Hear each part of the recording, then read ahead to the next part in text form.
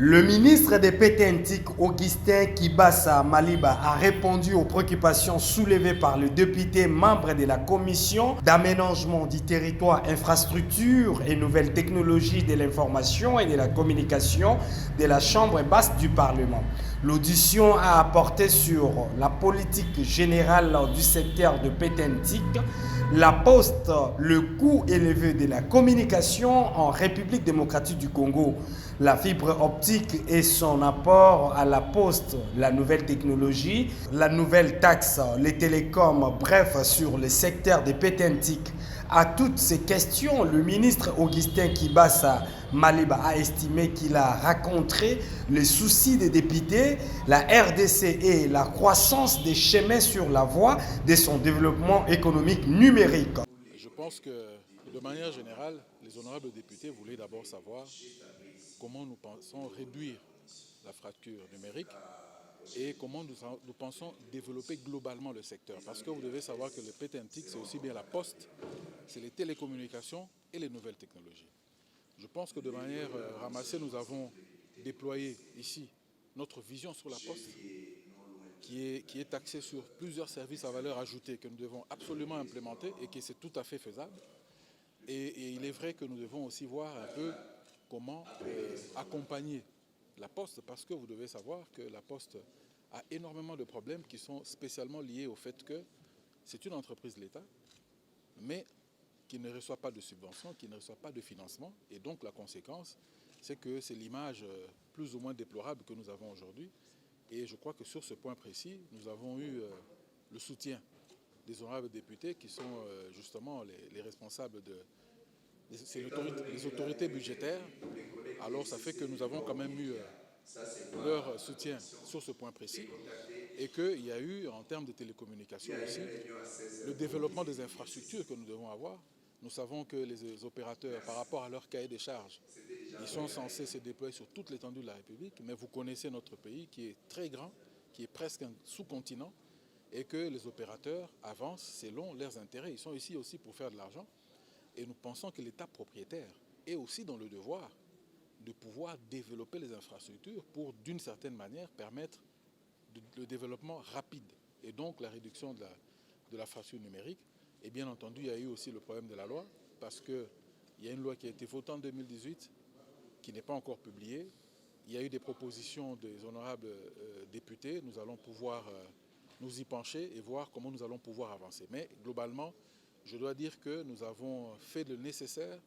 C'est vrai qu'il y a eu au moins 2 heures de questions la dernière fois.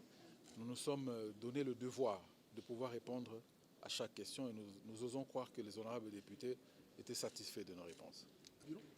En tout cas, j'ai pris le temps de travailler en profondeur, en toute sérénité et sincérité surtout, sur toutes les questions et je pars vraiment tout à fait tranquille. Je dois d'abord commencer par corriger, madame la journaliste, que ce n'est pas une taxe, mais c'est une rémunération de l'ARPTC. C'est vrai qu'on fait beaucoup de...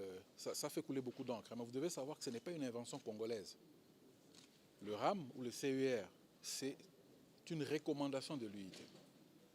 Donc, nous faisons partie de l'UIT et que nous devons nous adapter à l'évolution de la technologie. On ne peut pas nous rester en traîne parce que nous sommes un pays, entre guillemets, en développement. Nous avons voulu justement nous mettre au diapason. Mais vous avez posé une question pertinente pour en savoir les raisons. Plusieurs raisons. D'abord, il y a le problème des téléphones. Vous devez savoir qu'en RDC, il y a des téléphones mal faits qui rentrent et qui ont une incidence sur la santé. Ça, il faut vraiment le savoir. Et que pour nous, il est aussi question aussi de protéger le propriétaire des téléphones parce que ce système permet de localiser le téléphone. Parce que vous savez, généralement, on localise la SIM. Ici, quelqu'un peut changer la SIM et puis on est perdu. Ici, c'est le téléphone. Et j'ai justement dit aux honorables députés que le RAM viendrait aussi avec la géolocalisation. Vous savez tout ce qu'il y a comme problème à travers la République en termes d'insécurité liée à l'utilisation du téléphone. Et donc ce service nous aidera à géolocaliser. Nous allons travailler en intelligence avec le ministère de l'Intérieur et les services de sécurité pour pouvoir agir plus rapidement sur les malfrats.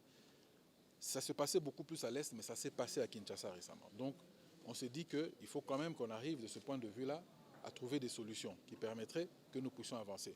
Je sais que la douleur, c'est le fait qu'on doit payer pour ça, mais vous savez, la technologie coûte cher. Ce que nous payons ici, rassurez-vous, par rapport à d'autres pays, c'est nettement minime. Nous nous sommes vraiment adaptés à la réalité de notre pays. C'est vrai que ça fait mal, c'est une décision, je dois le dire, je n'étais pas distrait quand je la prenais.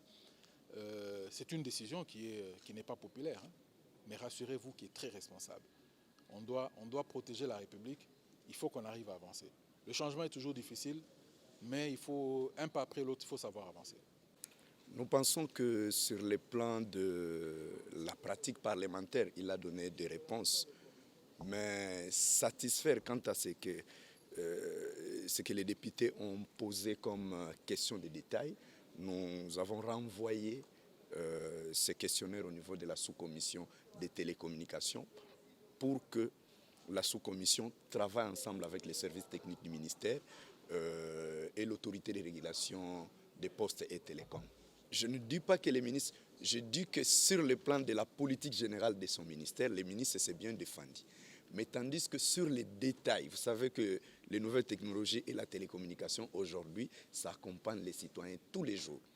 On a eu des questions très difficiles, transversales, en ce qui concerne les opérations monétaires dans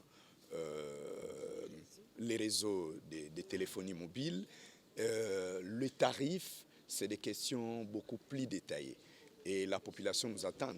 Et nous sommes obligés de donner des réponses beaucoup plus détaillées. Nous allons ramener les rapports au niveau de la plénière souveraine. S'il faut continuer avec cette interrogatoire du ministre au niveau de la plénière, la commission ne douterait pas de continuer les travaux au niveau de la plénière. Mais nous pensons que si ces techniciens donnèrent au niveau de la sous-commission des réponses beaucoup plus convaincantes, ça va permettre au Parlement d'apprécier le travail détaillé au niveau de la sous-commission. Je pense que ce n'est pas toujours facile au niveau de ces ministères qui préoccupent nos concitoyens. Voilà pourquoi je vous ai dit qu'un travail beaucoup plus détaillé va continuer au niveau de la sous-commission des télécoms.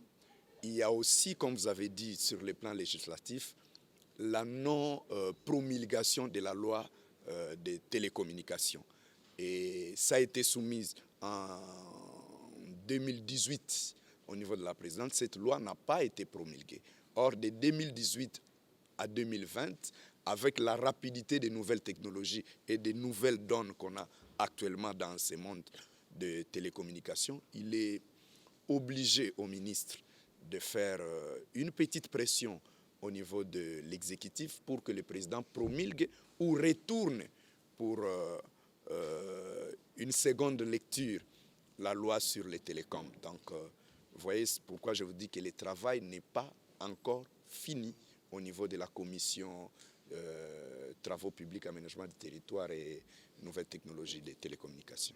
Ce qu'il faut d'abord retenir, c'est qu'il y a eu d'abord l'inquiétude des députés, pour ne pas parler de toutes ces questions soulevées par les députés.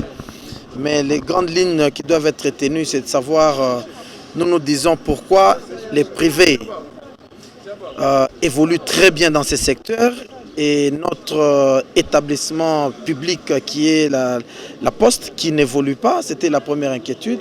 Et la deuxième inquiétude, nous voulions savoir si réellement ce secteur est bénéfique pour notre pays, parce que nous savons au moins ce que les gens dépensent. Mais il est vrai que le ministre était un peu clair en nous disant que l'État d'abord avait un problème d'investissement, c'est qu'il fallait que nous, en tant qu'autorité budgétaire, que l'on puisse compter à la longue comment donner les moyens suffisants pour que notre poste de télécommunication soit quand même modernisé et puisse s'adapter à la technologie actuelle, pour ne pas parler du marché actuel. Ça, c'est des un. Des deux, par rapport à toutes ces taxes, peut-être à la dernière qui a fait couler encre et salive, c'est celle de la taxe qu'on appelle RAM. Là, le ministre a dit qu'il y a normalement un service que l'État offre. c'est celui de répertorier les téléphones, c'est celui de créer une application, ou pour ne pas parler d'une banque de données permettant de localiser les téléphones en cas de perte. Et vous savez, quand il y a un service, c'est qu'il y a un coût. Voilà pourquoi ils ont quand même facturé, mais nous pensons qu'à la longue, nous devons parler sur ce coût. Il ne faut pas que ça soit encore une charge pour cette population qui souffre déjà dans d'autres secteurs. Bref, on a croisé un ministre qui maîtrise quand même son secteur, mais qui a aussi beaucoup d'ambition et il pense, comme il a dit lui-même, il veut faire de son ministère un ministère clé, peut-être qui peut être comparable au secteur minier, afin de rapporter les moyens suffisants à l'assiette publique, au trésor public.